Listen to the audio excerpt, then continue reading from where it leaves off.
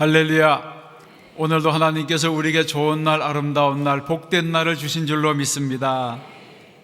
하나님께 하루의 첫 시간을 드리는 모든 성도들에게 하나님이 우리의 예배를 받아주시고 우리의 예물을 받아주시고 우리의 마음의 중심을 받아주셔서 오늘 하루도 형통한 하루, 복된 하루, 하나님과 동행하는 하루가 되게 하실 줄로 믿습니다. 옆에 있는 누가 인사할 때 오늘도 하나님께 예배드리는 집사님의 모습이 천사와 같이 아름답습니다. 인사하겠습니다. 하나님께 예배드리는 권사님의 모습이 천사와 같이 아름답습니다. 하나님께서는 우리에게 날마다 선한 마음 주시고 행복한 마음 주시고 아름다운 마음 주시고, 그래서 우리는 늘 입으로 불평하는 사람이 아니라 감사하고 찬양하고 축복하는 사람이 될 줄로 믿습니다. 언어가 바뀌면 인생이 바뀌는 것입니다. 언어가 바뀌면 우리의 삶이 바뀌고 신앙이 바뀝니다. 그래서 예수 믿고도 오랫동안 남을 악평하고 무슨 일이든지 툴툴대고 불평하고 원망하는 이런 습관을 끊어버리지 못한 분들은 변화되지 못한 분들입니다. 우리가 예수 그리스도의 마음을 품게 되면 반드시 우리는 감사하고 찬양하고 누구를 보든지 칭찬하고 격려하고 날마다 복된 소리, 아름다운 소리, 좋은 말씀의 씨앗들을 우리가 우리 인생 가운데 뿌리게 될 줄로 믿습니다. 반드시 우리가 그 열매를 먹게 되는 날이 오는 것입니다. 자, 오늘도 한번 우리 함께 성경 말씀 같이 읽도록 하겠습니다. 오늘은 출애굽기 24장의 말씀입니다. 출애굽기 24장 1절로 8절까지 말씀 또 교독하겠습니다. 제가 1절부터 읽겠습니다. 또 모세에게 이르시되 너는 아론과 나답과 아비후와 이스라엘 장로 70명과 함께 여호와께로 올라와 멀리서 경배하고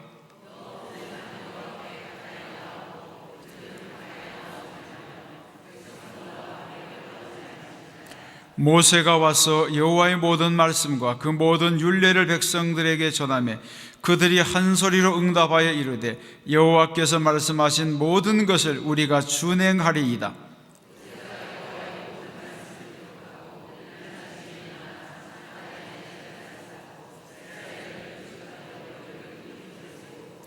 이스라엘 자손의 청년들을 보내어 여호와께 소로 번제와 화목제를 드리게 하고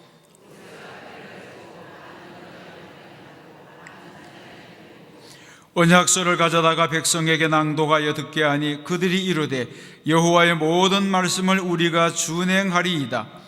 모세가 그 피를 가지고 백성에게 뿌리며 이르되 이는 여호와께서 이 모든 말씀에 대하여 너희와 세우신 언약의 피니라. 아멘. 하나님께서 이 아침에도 이 말씀을 통해서 우리에게 은혜 주실 줄로 믿습니다. 우리는 계속해서 하나님의 인생 경영, 하나님의 로드맵 이런 주제를 가지고 60일 특별 새벽 기도회의 첫 달을 출애굽기를 우리가 함께 보고 있습니다. 우리가 계속해서 출애굽의 사건을 따라가고 있는데 우리가 이제 첫 번째 설교부터 생각한 것은 이런 것입니다. 애굽의 바로가 이스라엘 백성들을 압제했습니다. 그러자 백성들이 하나님께 부르짖었습니다. 고통의 신음소리를 냈습니다. 그때 하나님께서 하늘에서 보시고 들으시고 이 모든 일을 아셨다. 그리고 하나님께서 내려오셔서 이들을 이끌어내시고 인도하셨다고 말씀했습니다. 이것이 결국은 출애굽기의 주제라, 그렇게 말할 수 있습니다. 본래 야곱의 자손들은 애굽에 들어갈 때에 70여 명에 불과했습니다. 70명의 떠돌이 목자 집단, 아무도 주목하지 않는 떠돌이 목자 집단으로 이제 애굽에 들어갔는데 모세의 인도로 애굽에서 나올 때는 장정만 60만 명, 그래서 함께 사는 부녀자들과 어린아이들 또 붙어 사는 족속들까지 합치면 좋게 200만 명이 넘는 거대한 민족이 되었습니다. 70명과는 비교할 수 없는 거대한 민족이 되고 하나님의 군대가 되어서 나왔습니다. 이 사실을 통해 보게 되면 애굽이 고통의 장소, 신음의 장소, 압제의 장소이기는 했지만 이 애굽은 이스라엘에게 인큐베이터와 같았습니다. 여러분, 신생아가 너무 조산하게 되면 예전에는 살지 못했지만 요즘은 산부인과에서 인큐베이터 안에 들여다 놓으면 2달, 석 달 거기서 자라가지고 이제 건강해서 나오지 않습니까?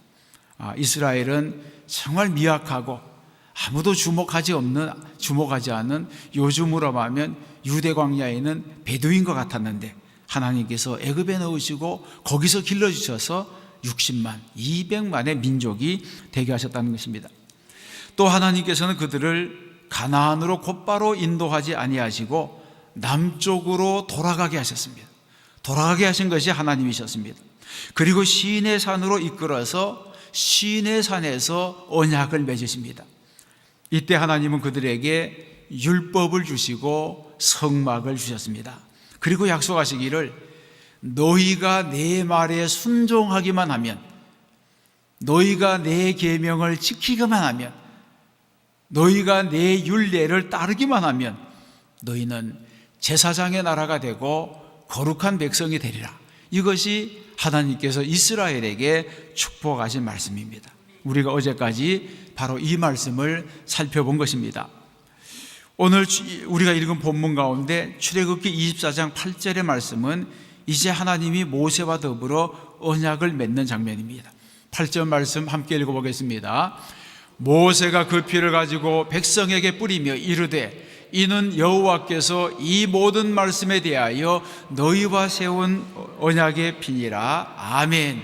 지금까지 말씀드린 이 모든 것을 하나님께서 이스라엘 백성과 언약의 피로 계약을 맺으셨다는 것입니다.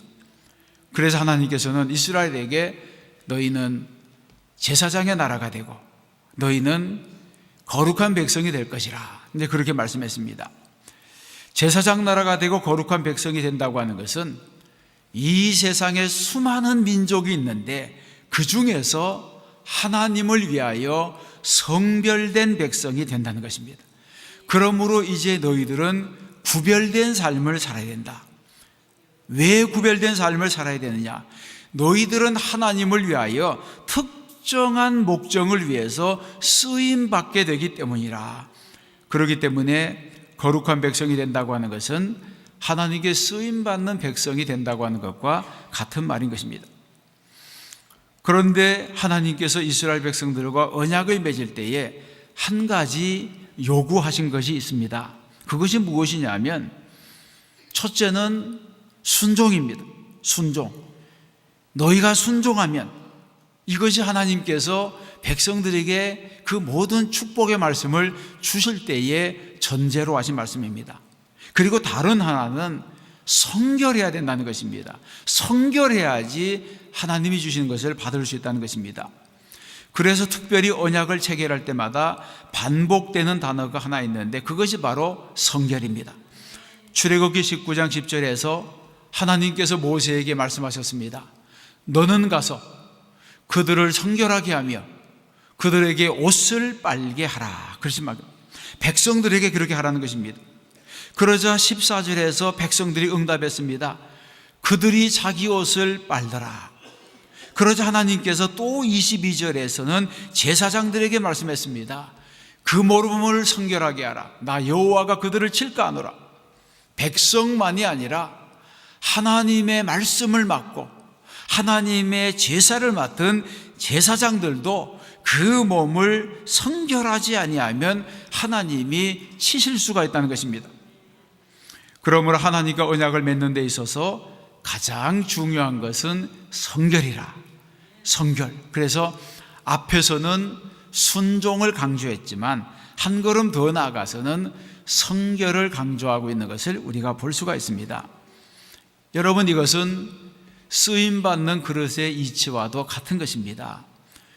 우리는 우리가 가지고 있는 그릇을 다 요긴하게 사용할 수 있습니다. 큰 그릇은 큰 그릇대로, 작은 그릇은 작은 그릇대로, 귀한 것은 귀한 것대로, 아니면 막사발 같은 것이라도 또 우리가 요긴하게 쓸 수 있습니다. 그런데 모든 그릇을 요긴하게 쓸 수 있지만 중요한 것은 깨끗해야 된다는 것입니다. 설거지가 되어야 된다. 깨끗한 그릇만을 우리가 사용할 수 있습니다. 그러면 여러분, 우리가 어떻게 하나님 앞에 쓰임 받겠습니까? 하나님이 우리를 큰 그릇으로 이 땅에 보내셨을지라도, 귀한 그릇으로 우리를 이 땅에 보내셨을지라도 우리가 그 고귀한 가치를 알지 못해서 내 심령의 그릇을 더럽히고 내 영혼의 그릇을 더럽히면, 그러면 쓰임받지 못하는 것입니다. 그래서 우리는 언제나 예수 그리스도의 피로 씻고 물로 씻어 깨끗하게 하고 회개함으로 언제나 우리 중심에 성결함을 유지해야 될 줄로 믿습니다. 그때 하나님께서 사용하시고 하나님이 사용하시는 그릇이 되는 것입니다. 출애굽기 19장에서는 첫 번째로 성결을 위한 백성들의 준비에 대해서 말씀하고 있습니다. 거기서 이제 몇 가지 말했는데, 첫째는 옷을 빨았다는 겁니다. 옷을 빨았다고 하는 것은 행위를 구별한다고 하는 것입니다. 더러운 옷, 준비되지 않은 마음, 이것이 아니고 옷을 빨았다고 하는 것은 행위를 구별했다는 것이고, 두 번째는 옷을 빨고 나서 준비하며 3일을 기다렸습니다. 대기했습니다. 하나님을 만나러 올라가는데 그 경건한 마음의 준비, 그러니까 경건한 준비를 또 사흘이나 했다는 것입니다. 세 번째는 경계를 정하고 산에 오르지 말라고 합니다. 하나님께서 임재하시는 그날에 모세가 올라갈 수 있는 곳이 있었고, 70인 장로가 올라갈 수 있는 곳이 있었고, 제사장들이 올라갈 수가 있는 곳이 있었고, 백성들이 올라갈 수 있는 장소가 있었습니다. 그래서 하나님께 나아가는데 구별된 영역이 있었다고 하는 것을 성경이 말하고 있습니다. 네 번째는 여인을 가까이 하지 말라, 이렇게 말씀했는데, 이것은 성결한 육체적인 준비를 요구했다는 것입니다. 그래서 하나님을 만나러 올라갈 때에 백성들에게도 이러한 성결을 위한 준비를 요구했습니다. 두 번째는 성결을 위해서 제사장들을 준비시켰는데, 제사장들에게도 하나님께서 말씀합니다. 첫 번째는 그 몸을 성결하게 하라는 것입니다. 이것은 하나님께 대한 예배의 태도입니다. 우리의 몸과 마음을 정결하게 하는 것, 이것은 예배의 태도입니다. 두 번째는 산 주위에 경계를 세워서 산을 거룩하게 하라. 이제 하나님께서 임재하실 그 산을 거룩하기 위해서 하나님이 계신 곳을 구별해서 어느 경계선 이상은 아무도 올라오지 못하도록 하나님이 경계를 정했습니다. 그래서 이제 세 번째 보면, 경계를 넘어 나 여호와께로 올라오지 못하게 하라. 하나님께서 돌격하실까 하노라, 그렇게 말합니다. 하나님이 금하신 지경을 밟아 죽임을 당하지 않도록 하라. 경외심을 가지라고 하는 것입니다. 여러분, 우리가 신앙생활할 때에 모든 것을 다 할 수 있는 것 같지만 우리에게 정해진 분수를 알아야 되는 것입니다. 하나님께서 여기까지는 허용하시고 이것은 내 영역이 아니라고 생각하는 그것을 우리가 건들면 안 되는 것입니다. 하나님께는 거룩한 영적인 질서가 있는 것, 이런 것을 지금 구약을 통해서 보여주고 있습니다. 그러면 여러분, 이제 백성들과 하나님께서 언약을 체결할 때에 백성들과 중간 지도자들과 모세의 위치가 어떻게 다릅니까? 24장 1절로 4절에 보게 되면 산 아래에는 백성들이 있었습니다. 산 중턱에는 70인의 장로 아론의 아들들인 나답과 아비후가 있었습니다. 그리고 산 정상에는 모세가 있었는데, 이때 모세를 따라 수행한 사람은 한 사람, 여호수아 한 사람밖에 없었습니다. 그래서 각자에게 정해진 경계가 있었는데, 그 경계에서 하나님을 만나고 그 경계에서 하나님이 역사하시는 것을 보게 된 것입니다. 오늘 우리가 읽은 출애굽기 24장 5절로 8절에 보게 되면 언약식의 준비와 진행에 대해서 말씀합니다. 이제 하나님께서 말씀하실 때에 모세를 통해 전해들은 백성들이 하나님의 말씀을 다 지키겠습니다, 이렇게 약속하고 있습니다. 그러면 정말 이스라엘 백성들이 하나님과 맺은 언약을 지킨 것입니까? 그렇지 않습니다. 사실 인간은 하나님께서 그렇게 물으실 때에 이렇게 대답해야 됩니다. 하나님, 제가 최선을 다해서 지키도록 노력하겠습니다. 그러나 지키지 못할 때가 있을 것 같으니 제게 긍휼을 베풀어 주시옵소서. 사실 이것이 보통 정말 하나님을 경외하는 자의 대답이라, 그렇게 볼 수 있습니다. 그런데 이스라엘은 무엇라고 말합니까? 3절에 보게 되면 그들이 한 소리로 응답하여 이르되 여호와께서 말씀하신 모든 것을 우리가 준행하리이다, 이렇게 장담하고 있습니다. 여러분, 물론 이것은 거짓말이 아닙니다. 좋은 의도로 그렇게 말한 것입니다. 그리고 이런 대답이 결국 언약을 성립하게 하는 조건이 되었습니다. 그런데 이렇게 대답하고도 만일 지키지 못하면 어떻게 되는 것입니까? 지키지 못하면 저주가 임하고, 지키지 못하면 하나님의 징벌이 임하는 것입니다. 하나님은 불순종의 대죄가 3대, 4대까지 미치겠다, 그렇게 말씀했습니다. 하나님은 이러한 언약을 체결하실 때에 백성들의 연약함을 아셨습니다. 그들이 지금 장담하고 있지만 이 언약을 다 지키지 못할 것도 아셨습니다. 그래서 또 한 번의 과정을 거치게 하셨습니다. 피로 언약을 맺게 하신 것입니다. 그 과정이 오늘 우리가 읽은 4절로 8절까지 말씀에 기록되어 있습니다. 그러면 이스라엘은 어떻게 하나님과 언약의 피의 언약을 세웠습니까? 4절과 8절을 보게 되면 첫 번째는 산 아래 단을 쌓고 12지파를 상징하는 12기둥을 세웠습니다. 두 번째는 하나님께 드리는 번제와 화목제를 청년들로 하여금 드리게 했습니다.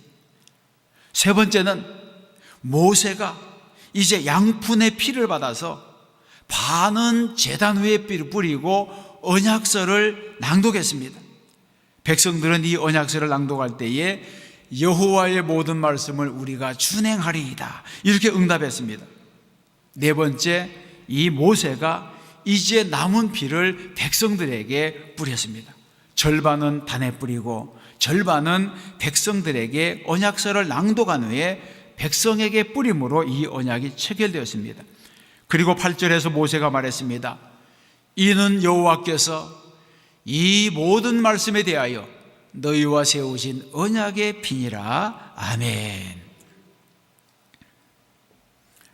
그러면 왜 이렇게 하신 것입니까? 하나님은 모세로 하여금 제물을 준비하게 하시고 그 제물이 흘린 피를 근거로 해서 언약을 체결하게 하셨다는 것입니다. 왜 그렇게 했느냐 하면, 만일 이 약속을 지키지 못해서 이 언약이 깨어질 때를 대비하신 것입니다. 백성들에게 피할 길을 주신 것입니다. 속죄 제물의 희생의 피를 근거로 해서 용서함으로 이 언약이 유지되도록 한 것입니다. 이것이 바로 구약의 제사법입니다. 무죄한 동물에게 죄를 전가시켜서 그것을 제물로 드리고 그 피를 제단에 뿌림으로 제물을 드리는 자의 죄가 속하게 되는 것입니다. 그러면 왜 그 피를 제단에 뿌린 것입니까? 이미 여러 번 강조한 것처럼 생명이 피에 있기 때문에 생명이 있는 피를 대신 뿌림으로 제물을 드리는 자들의 생명을 보존하게 한 것입니다. 레위기 17장 11절의 말씀입니다. 함께 읽어보겠습니다. 육체의 생명은 피에 있음이라. 내가 이 피를 너희에게 주어 제단에 뿌려 너희의 생명을 위하여 속죄하게 하였나니 생명이 피에 있으므로 피가 죄를 속하느니라. 아멘. 죄 없는 양으로 하여금 사람의 죄를 대신 지고 제물로 드려지게 했습니다. 그래서 속죄 양이 죽지 아니하면 우리는 심판을 받을 수밖에 없다는 것입니다.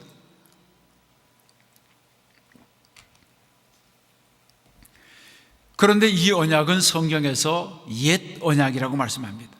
옛 언약은 그 자체로 완전한 것이 못 됩니다. 옛 언약이라고 하는 것은 새 언약이 필요하다고 하는 의미가 됩니다. 그러면 새 언약이 무엇입니까? 새 언약은 예수 그리스도의 피로 맺어진 십자가의 언약입니다. 십자가를 통해서만 우리의 연약함과 범죄에도 불구하고 용서받은 자로 하나님과의 관계가 깨트려지지 아니하고 여전히 보배로운 존재로 남아있을 가능성을 열어주신 것입니다. 히브리서 9장 11절로 14절이 그것을 말씀합니다. 조는문들 눈 뜨시고 함께 읽겠습니다. 염소와 송아지의 피로 하지 아니하고 오직 자기의 피로 영원한 속죄를 이루사 단번에 성소에 들어가셨느니라.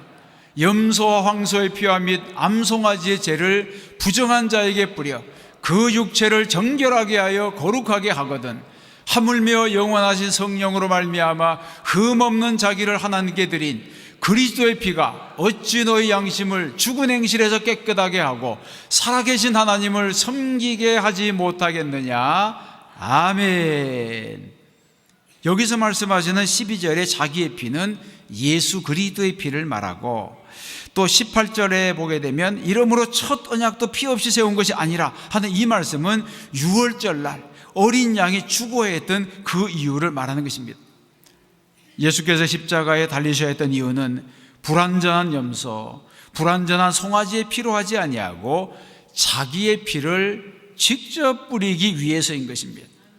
이렇게 하심으로 영원한 속죄를 이루시고 반복할 필요가 없는 단번에 속죄 제사를 이루게 된 것입니다. 그 결과 우리는 주님의 십자가 앞에 이제 죄를 내려놓기만 하면 영원한 구속의 은총을 받게 되는 줄로 믿습니다. 그렇게 해서 예수님께서 이렇게 십자가에서 피 흘리신, 이 예수께서 흘리신 이 십자가의 피를 통해서 보혈의 능력에 대해서 우리에게 말씀합니다. 예수님의 보혈의 능력에는 어떤 것이 있습니까? 이 세 가지가 있는데, 예수님의 보혈의 능력은 첫째, 우리를 죄로부터 구원합니다. 예수님은 우리를 죄로부터 구원하시기 위해서 이 땅에 오셨습니다. 마태복음 1장 21절에 보게 되면 아들을 낳으리니 이름을 예수로 하라. 이는 그가 자기 백성을 그들의 죄에서 구원할 자이심이라. 아멘. 예수님은 태어나실 때부터 우리를 죄에서 구원하시기 위해서 오신 것입니다. 그래서 예수님이 흘리신 보혈의 능력은 모든 죄인을 구원하는 능력이 있는 것입니다. 두 번째, 예수님은 우리를 율법의 저주에서 건져내십니다. 갈라디아 3장 13절 말씀입니다. 그리스도께서 우리를 위하여 저주받은 바 되사 율법의 저주에서 우리를 속량하셨으니 했습니다. 예수님이 십자가를 지실 때 십자가에서 흘린 모든 대속의 피는 우리가 율법을 지키지 못해서 받을 모든 저주까지도 함께 짊어가서 단번에 모든 율법의 제주를 파하시고 속죄하셨다고 하는 것입니다. 그래서 우리는 십자가의 보혈의 능력으로 우리가 예수를 구주로 영접할 때 율법의 저주에서 해방된 줄로 믿습니다. 이 사실을 믿어야 하는 것입니다. 세 번째, 예수님은 죄로 인한 형벌로부터 우리를 건져 주셨습니다. 데살로니가 전서 1장 10절입니다. 이는 장래의 노하심에서 우리를 건지시는 예수시라. 아멘. 여러분, 우리가 세례받고 예수를 구주로 고백하고 어떤 데는 성령 받고 은혜 충만해도 우리가 사는 일생은 죄된 일생인 것입니다. 예수 믿고 우리는 천사같이 살 수가 없습니다. 예수 믿고 난다면 우리가 흠도 없이 점도 없이 죄 짓지 않고 하나님 앞에 갈 수 있는 사람이 없습니다. 우리가 예수 그리스도 피로 구원을 받았을지라도 하나님 앞에는 여전히 죄인으로 가는 것입니다. 죄인의 입장에 서는 것입니다. 그런데 우리가 어떻게 영원한 영벌로 들어가지 아니하고 영생으로 들어갈 수 있습니까? 그 마지막 심판대에서 예수님께서 우리를 심판하실 때에 우리가 예수의 피로 덮인 것을 보시고 장래의 노하심에서 우리를 건져주시기 때문에 우리는 똑같은 죄를 지었을지라도 용서 받고 영생에 이르게 되는 줄로 믿습니다. 그렇다고 죄를 마음대로 지으라는 것이 아닙니다. 우리가 열심히 주의 뜻대로 살아가지만 그러나 우리에게 부족함이 있을 때 그 부족함 때문에 멸망하지 않고 예수의 피가 우리를 하나님의 나라로 인도하시는 것입니다. 그래서 예수님의 보혈에는 우리를 죄로부터 구원하는 은혜, 율법의 저주에서 건져내는 은혜, 죄로 인한 형벌에서 건져내는 이 세 가지 은혜가 있는 줄로 믿습니다. 예수님의 보혈은 우리의 모든 죄를 사해 주시고 우리를 율법의 저주에서 건져주시고 죄로 인한 모든 형벌로부터 건져주십니다. 히브리서 9장 1절에 보게 되면 첫 언약에도 이런 말이 있어요. 첫 언약은 유월절에 어린 양을 잡아서 그 피로 구원받은 사건을 말하지 않습니까? 그런데 이 첫 언약이라고 하는 것은 이제 그 유월절에 구원받은 이스라엘 백성들이 시내산에서 맺은 그 언약이라고 볼 수 있습니다. 그런데 구약 성경에 보게 되면 시내산 언약 말고도 다른 언약들이 많이 있습니다. 노아가 구원받고 난 다음에 맺은 언약도 있고, 그러나 구약의 모든 언약을 대표하는 것은 이 시내산의 언약, 하나님께서 율법과 성막을 주신 이 시내산의 언약이라고 할 수 있습니다. 성경에서는 첫 언약, 곧 율법의 언약에도 피가 필요했다는 것입니다. 그런데 이 피는 장차 예수 그리스도께서 우리를 위해서 흘려주실 그 피를 예고하는 것이라는 것입니다. 그래서 이제 신약에 사는 우리는 오직 예수 그리스도의 보혈을 통해서만 우리가 죄 사함을 받는 것이고 하나님 앞에서 거룩함을 유지할 수 있는 것입니다. 그래야지 우리는 하나님께 쓰임받는 백성이 되는 것입니다. 오늘도 우리는 예수 그리스도의 피로 죄 씻음을 받는 줄 믿습니다. 예수의 피로 말미암아 거룩한 백성이 되어서 하나님 앞에 서게 되는 줄로 믿습니다. 하나님 앞에 설 때 많은 부족함, 많은 연약함이 있을지라도 하나님께서는 그리스도의 피가 우리를 덮고 있을 때에 우리가 전에 지은 모든 죄를 간과하시고 거룩한 존재로 인정해 주시는 줄 믿습니다. 사랑하는 성도 여러분, 우리가 주의 일을 하는 것은 남보다 뛰어나서가 아닙니다. 남보다 잘나서가 아닙니다. 예수 그리스도의 피의 언약 때문인 줄로 믿습니다. 예수 그리스도의 피로 말미암아 하나님께서 우리를 거룩한 백성 삼으시고 하나님의 도구로 쓰시는 것입니다. 우리는 주의 일을 하기 위해서 먼저 성결한 사람이 되고, 그리고 순종하는 사람이 되어야 됩니다. 하나님이 사용하시기에 정결한 그릇이 되어야 됩니다. 그리할 때에 하나님이 예비하신 모든 복을 받게 될 줄로 믿습니다.